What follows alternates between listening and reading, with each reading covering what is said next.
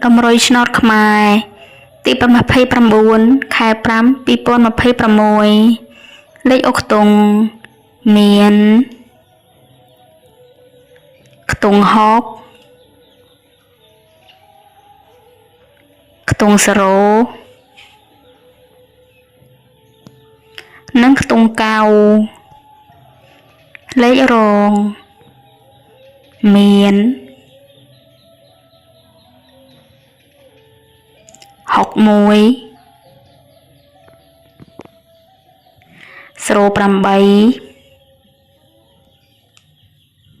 និង9កុដ3លេខមាន